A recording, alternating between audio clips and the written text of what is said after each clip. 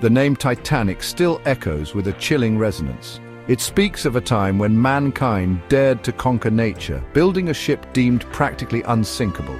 The Titanic was more than just a ship. It was a floating palace, a symbol of Edwardian opulence and ambition. On April 10, 1912, the largest vessel ever built embarked on its maiden voyage from Southampton, England. Bound for New York City, the Titanic carried over 2,200 souls, a mix of the world's elite and hopeful immigrants seeking new lives.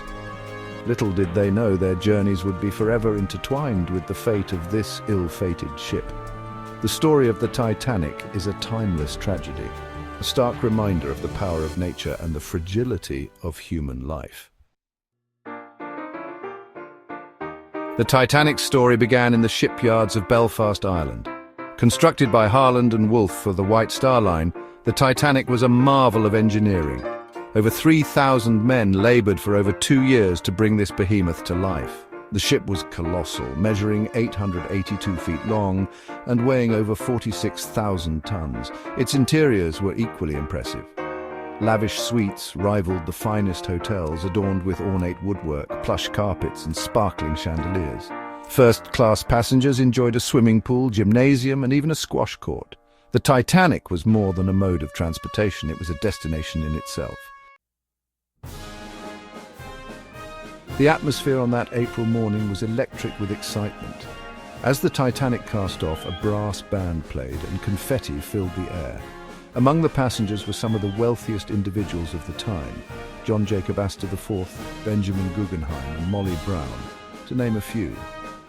The ship made its first stop in Cherbourg, France, picking up more passengers and mail. Then it was on to Queenstown, now Cove, Ireland, where the final passengers boarded. With a final blast of its horn, the Titanic set course for the open ocean and its destiny.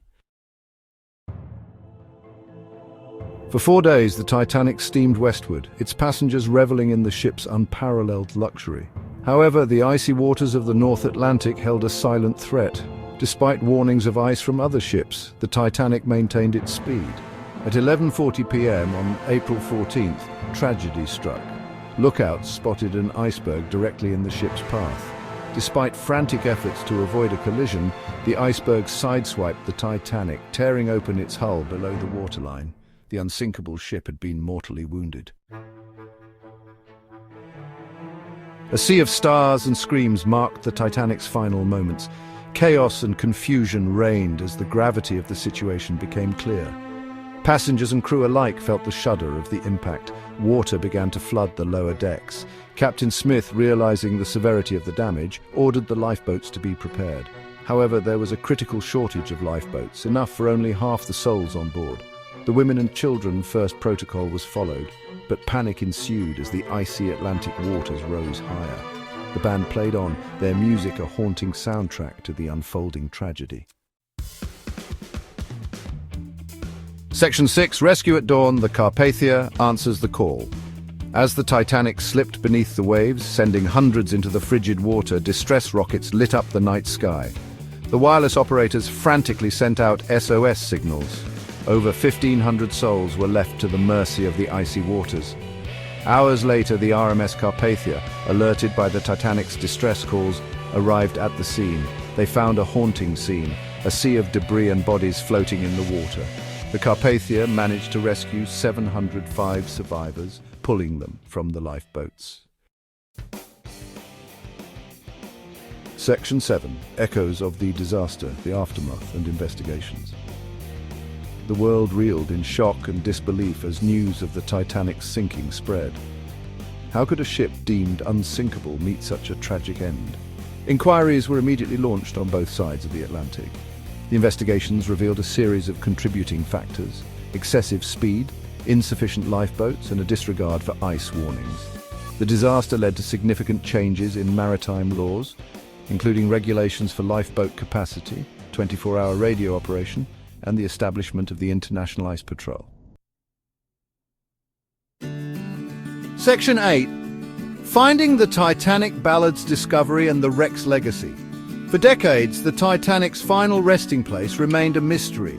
Then, in 1985, a joint American-French expedition led by Dr. Robert Ballard located the wreck on the seabed, 2 miles below the surface. The discovery reignited global interest in the story of the Titanic. Today, the wreck site is a protected memorial, a poignant reminder of the lives lost and the lessons learned. Remotely operated vehicles and submersibles have allowed us to explore the wreck, capturing haunting images of the once grand ship now consumed by the deep. Section 9, the unsinkable story, the Titanic's enduring hold on history. The Titanic's story continues to fascinate and resonate with people around the world. Books, films, documentaries, and even museum exhibits keep the memory of the ship of dreams alive. The tragedy serves as a cautionary tale about the hubris of man and the unforgiving power of nature. More importantly, it reminds us of the human stories at the heart of the tragedy, the acts of bravery, the sacrifices made, and the enduring legacy of those who perished and those who survived that fateful night. The Titanic, though swallowed by the sea, remains unsinkable in our collective memory.